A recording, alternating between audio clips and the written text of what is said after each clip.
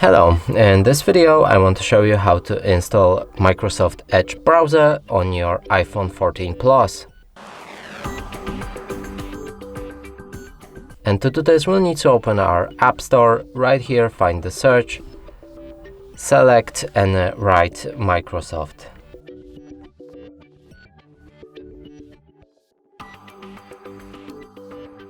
Edge. Select it, download it. When it's ready, click on Open. From here you can customize this browser, so sign in to turn on synchronization. You can accept or not for a setup to the data sharing preferences. Click on Confirm. Set Microsoft Edge as a default browser. And finally, start browsing. So open any website. And as you can see, it works fine.